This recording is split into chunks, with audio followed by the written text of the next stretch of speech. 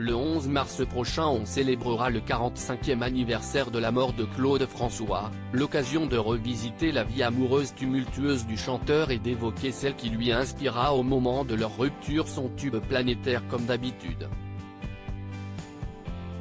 Certes, on se souvient que comme le dit la chanson, pour Claude François les femmes sont toutes belles, belles comme le jour, et comme l'amour, mais le chanteur a bien été contraint à faire des choix.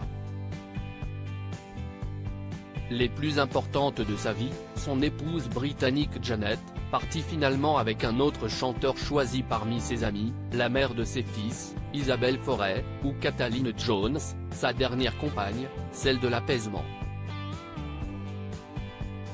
Mais il ne faudrait pas oublier celle avec laquelle il a vécu une histoire des plus passionnées, et pour qui il finit par écrire le tube planétaire, comme d'habitude, France Gall. En mars 1965, la toute jeune chanteuse remporte l'Eurovision avec Poupée de cire, Poupée de son.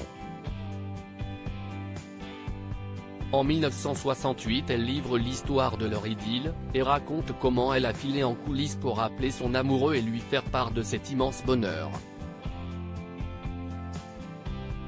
Mais à l'autre bout du fil l'accueil que lui réserve Claude François est glacial. Il lui annonce qu'il la quitte et lui lance une phrase terrible, « Si est très bien, mais pour nous si est fini. Jamais je n'épouserai une fille du métier ». Lorsque la jeune fille de 18 ans revient sur scène en pleurs, tout le monde attribue ses larmes à sa victoire, ignorant le drame qui cesse de jouer en coulisses. Quelque chose cesse de briser en moi folle amoureuse, France Gall tente de sauver son couple. Ce soir-là, je n'aille même pas assister à la remise du prix. J'ai sauté dans le premier avion pour Paris et je suis arrivé comme une folle chez Claude. Pendant 15 jours, nous sommes restés fâchés. Si est moi qui ai flanché la première. Je suis allé le voir. Pendant 2 années la jeune artiste et Claude François continuent cette relation chaotique dans laquelle la chanteuse s'abîme, ce n'était plus la même chose. Il nous arrivait de nous disputer pour des petits riens, reconnaît-elle avant de livrer l'objet de leur dernière dispute, une danse avec un garçon dans une boîte cannoise. Claude est entré. Il m'a fait une scène, il a crié. J'ai crié aussi. Encore une fois, nous nous sommes quittés fâchés, confesse-t-elle.